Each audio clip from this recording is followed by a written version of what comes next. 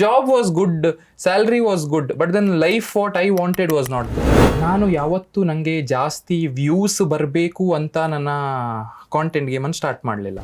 5 ಲಕ್ಷ 10 ಲಕ್ಷ ತುಂಬ ಜನರಿಗೆ ರೀಚ್ ಆಗಬೇಕು, ನನಗೆ ಯಾರಿಗೆ ರೀಚ್ ಆಗಬೇಕು, ಯಾರಿಗೆ ನೀಡ್ ಇದೆ, ಯಾಕೆ ನೀವು ಸ್ಟ್ರಗಲ್ ಮಾಡಬೇಕು, ಅದನ್ನು ಖುಷಿಯಲ್ಲಿ ಡಯಟ್ ಅಂತ ಹೇಳೋ ಜನ ಓಡಿ ಹೋಗ್ತಾರೆ. Supplements, fat burners, pills, weight loss shaky ತುಂಬ ವ್ಯತ್ಯಾಸ ಇದೆ. ಕಂಪನಿಯಲ್ಲಿ ಕೆಲಸ ಮಾಡ್ತಿದ್ರಿ ಅಂತ ಹೇಳಿದ್ರಲ್ಲ, ಅಲ್ಲಿ ಫಸ್ಟ್ ಸ್ಯಾಲ್ರಿ ಎಷ್ಟಿತ್ತು? ನನಗೆ ಫಸ್ಟ್ ಕಂಪನಿಯಲ್ಲಿ 58,000 ಇತ್ತು ಇನ್ ಹ್ಯಾಂಡ್. ಸೆಕೆಂಡ್ ಕಂಪನಿಯಲ್ಲಿ ಅದು ಹೇಗೆ ಅಂದರೆ ನಮಗೆ ಬೇಸಿಕ್ ಇರುತ್ತೆ 40,000-50,000 ಥರ. ಮತ್ತೆ ನಾನು ಹೇಳಿ ಆನ್ ಡೇ ಇರುತ್ತಲ್ಲ, ನಾವು ವರ್ಕ್ ಮಾಡ್ತೀವಿ, ಆಗ ಪರ್ ಡೇ ನಾವು ಫೀಲ್ಡಿಗೆ ಹೋದಾಗ ಪರ್ ಡೇ ಅಂತ ಕೊಡ್ತಾರೆ. So I was making around 60, 70,000, 80,000 ತನಕ ಹೇಳ್ಬೋದು. ಆನ್ ಫೀಲ್ಡ್ ಇದ್ದಾಗ 1 lakh ಮಾಡ್ತಾ ಇದ್ದೆ.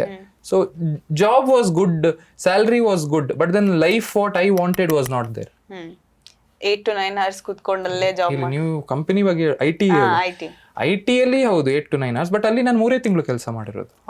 3 months ಅಲ್ಲಿ I couldn't do, I was not good enough. ನನಗೆ ಈಗ ನಾನು ಕಂಪ್ಯೂಟರಲ್ಲಿ ಕೂತ್ನಾ, I had to talk with people who are in Netherland, ಆಯ್ತಾ, ಬಿಕಾಸ್ ಅವ್ರದ್ದು ಆಯಿಲ್ ಫೀಲ್ಡ್ ಅಲ್ಲಿ ಇರೋದು. ಸೊ ಅವರಿಗೆ ನಾವು ಸಪೋರ್ಟ್ ಕೊಡಬೇಕಿತ್ತು. Where in whole day in my mind is like I have to follow my diet, have to be in the best shape, ನಾನು ಇದು ಮಾಡಬೇಕು, ಅಲ್ಲಿ 4 ಕ್ಲೈಂಟ್ಸ್ಗೆ ಹೆಲ್ಪ್ ಮಾಡಬೇಕು, ಹಾಗಿತ್ತು. ಸೊ 3 ತಿಂಗಳು ಮಾಡಿದೆ, ಅಲ್ಲಿ ಬಿಟ್ಟು ಮತ್ತೆ ಅಲ್ಲಿ 1.5 ವರ್ಷ ಮಾಡಿದೆ ಆಯಿಲ್ ಫೀಲ್ಡ್ ಅಲ್ಲಿ. ಓಕೆ, ಇದು 6 years ಬ್ಯಾಕ್ ಈ ಪೇಜ್ ಸ್ಟಾರ್ಟ್ ಮಾಡಿದಾಗ ಹೇಗಿತ್ತು ಜರ್ನಿ? ಎಷ್ಟು ಜನ ಎಂಪ್ಲಾಯ್ಸ್ ಇದ್ರ, ಹೇಗೆ? ಇಲ್ಲ, 6 years back Kannada health and fitness start ಮಾಡಲಿಲ್ಲ, ನಾನು ಇಂಗ್ಲೀಷಲ್ಲೂ ಸಹ ಕಾಂಟೆಂಟ್ ಮಾಡ್ತಿದ್ದೆ. ಆಗ ರೀಜನಲ್ ಮಾರ್ಕೆಟ್ ಇನ್ನೂ ಪಿಕಪ್ ಆಗಿರಲಿಲ್ಲ, ಎಲ್ಲರೂ ಇಂಗ್ಲೀಷಲ್ಲಿ ನೋಡ್ತಾ ಇದ್ರು ಕಾಂಟೆಂಟ್ ಅಲ್ಲ, ಸೊ ಇಂಗ್ಲೀಷಲ್ಲಿ ಮಾಡ್ತಾ ಇದ್ದೆ. But when I start it was one man army, me alone. No one 1+6 phone which was broken, ಹಿಂದೆ ಬ್ರೇಕ್ ಆಗಿತ್ತು, ಆ ಫೋನಿಂದ ಕಾಂಟೆಂಟ್ ಸ್ಟಾರ್ಟ್ ಮಾಡಿರೋದು. ಎಲ್ಲ ಕೆಲಸ ಒಂದು ಫೋನಲ್ಲಿ ಆಗ್ತಿತ್ತು. ಫಸ್ಟ್ ಕಾಂಟೆಂಟ್ ಇದು ರೀಚ್ ಆಯ್ತಪ್ಪ, ಜನಗಳಿಗೆ ತಲುಪ್ತು ಅಂತ ಹೇಳಿ ಅನ್ಸಿದ್ ನಿಮಗೆ ಯಾವ್ದು? ಯಾವ ಕಾಂಟೆಂಟು? ಆ್ಯಕ್ಚುಲಿ ಹೇಳಬೇಕು ಅಂದರೆ, ನಾನು ಯಾವತ್ತೂ ನನಗೆ ಜಾಸ್ತಿ ವ್ಯೂಸ್ ಬರಬೇಕು ಅಂತ ನನ್ನ ಕಾಂಟೆಂಟ್ ಗೇಮನ್ನು ಸ್ಟಾರ್ಟ್ ಮಾಡಲಿಲ್ಲ. I am a fitness coach, ನನಗೆ ಜನರಿಗೆ ಟ್ರಾನ್ಸ್ಫಾರ್ಮ್ ಮಾಡಬೇಕಿತ್ತು. ನನಗೆ ಇಲ್ಲಿ ಎದುರು ಸೋಷಿಯಲ್ ಮೀಡಿಯಾ ಜನರನ್ನು ರೀಚ್ ಆಗಬೇಕಿತ್ತು.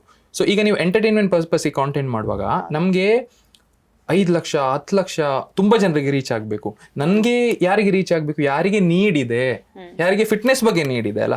ಸೊ ನಾನು ಇನಿಷಿಯಲ್ ಡೇಸಲ್ಲಿ ನಾನು ವ್ಯೂಸು ಜಾಸ್ತಿ I reaching the right people.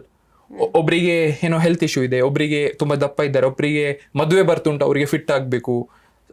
ನನ್ನ ಟಾರ್ಗೆಟ್ ಏನಿತ್ತಂದರೆ, ನಾನು 1,000 ಜನರನ್ನು ರೀಚ್ ಆಗೋ ಬದಲು 20 ಜನರಿಗೆ ಯಾರಿಗೆ ನನ್ನ ನೀಡ್ ಇದೆ ಅವರಿಗೆ ರೀಚ್ ಆದರೆ ಸಾಕು ಅಂತ ಇತ್ತು. So my growth on social media was never like boom, it was slow step by step. ಯಾಕಂದರೆ ನನ್ನ ಆಡಿಯನ್ಸ್ ಫಿಟ್ನೆಸ್ ಆಡಿಯನ್ಸ್ ಅಲ್ಲ. ಈಗ ಜನರಲ್ ಆಡಿಯನ್ಸ್ ನನ್ನನ್ನು ನೋಡಲ್ಲ, ಎಂಟರ್ಟೈನ್ಮೆಂಟ್ ಮಾಡಿದರೆ ನೋಡ್ತಾರೆ. ಸೊ ಗ್ರೋತ್ ವಾಸ್ ನೆವರ್, ಈಗ ಓವರ್ ನೈಟ್ ಬೂಮ್ ಆಗಲಿಲ್ಲ, ಸ್ಟೆಪ್ ಬೈ ಸ್ಟೆಪ್. ಬಟ್ ನೀವು ಕಂಟೆಂಟ್ ಹೇಳಿದರೆ ಸ್ಪೆಸಿಫಿಕ್ ಕಂಟೆಂಟ್ ಒಂದು ಈಗ ಕಂಟೆಂಟ್ ರೀಚ್ ಆಯ್ತು ಅಂದ್ರೆ ಒಂದು ಖುಷಿ ಆಗೋದಿದೆ ನಮ್ಗೆ, ಓ ಇಷ್ಟು ರೀಚ್ ಆಯ್ತಪ್ಪ ಅಂತ. ಸೊ ನಿಮ್ಗೆ ಆ ರೀತಿ ಅನ್ಸಿದ್ದು ಯಾವಾಗ? ಓಕೆ, ಜನ ನೋಡ್ತಾ ಇದ್ದಾರೆ, ನನ್ನನ್ನ ಗಮನಿಸ್ತಾ ಇದ್ದಾರೆ ಅಂತ ಹೇಳಿ ಅನ್ಸಿದ್ದು ಯಾವಾಗ? ಈಗ ಡಯಟ್ ಅಂತ ನಂಗೆ ಸಪೂರ ಆಗ್ಬೇಕು, ನಂಗೆ ಡಯಟ್ ಮಾಡ್ಬೇಕು, ಎಂತ workout and food. Workout and ಎಂತ food? Healthy, zero oil, no maida. Very nice. This is what was there before 10 years also. Now also it is the same thing, correct? No maida, no.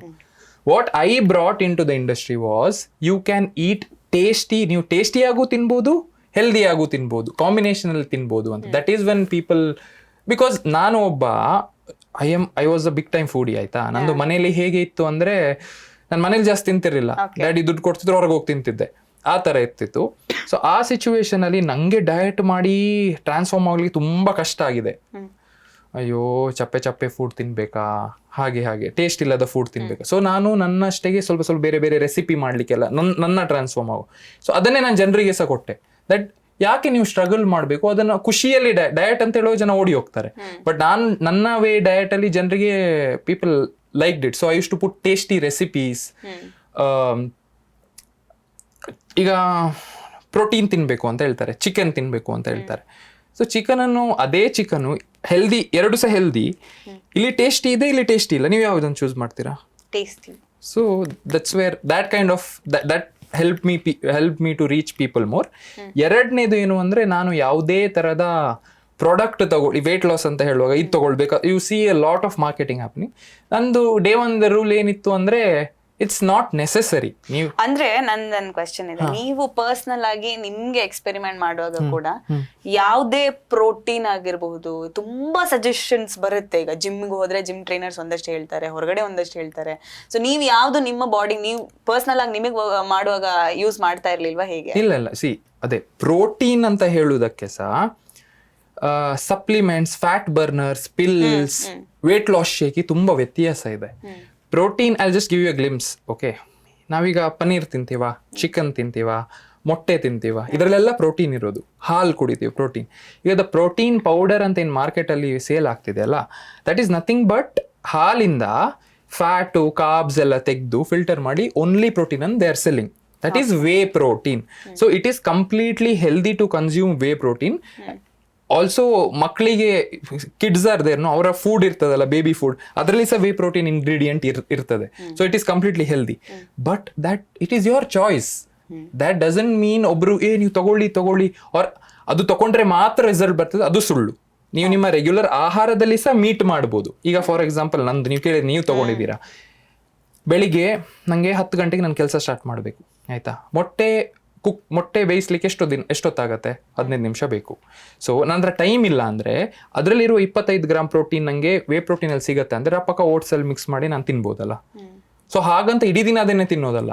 When ನಿಮ್ಮ ಫೂಡಿಂದ ನಿಮಗೆ meet ಮಾಡ್ಲಿಕ್ಕೆ ಆಗ್ತಾ ಇಲ್ಲ, then you consider whey protein. But whey protein ಬಿಟ್ಟು ಬೇರೆ ಇದು ತಗೊಂಡ್ರೆ ಸಪೂರ ಆಗ್ತೇವೆ ಆ ಥರ ಎಲ್ಲ ಹೇಳೋದು ಯಾವತ್ತೂ ತಗೊಳ್ಬೇಡಿ. It is all false claim. At the end ನಿಮ್ಮ ನ್ಯೂಟ್ರಿಷನ್ ಸರಿ ಇರಬೇಕು. ನೋ ಉತ್ಪ್ರೇಕ್ಷೆ, ನೋ ಊಹಾಪೋಹ. ತಾಜಾ ಸುದ್ದಿ, ನಿಖರ ಮಾಹಿತಿಗೆ ಬ್ರೌಸ್ ಮಾಡಿ ವಿಜಯವಾಣಿ.net. QR ಕೋಡ್ ಸ್ಕ್ಯಾನ್ ಮಾಡಿ ಆಪ್ ಡೌನ್ಲೋಡ್ ಮಾಡ್ಕೊಳ್ಳಿ.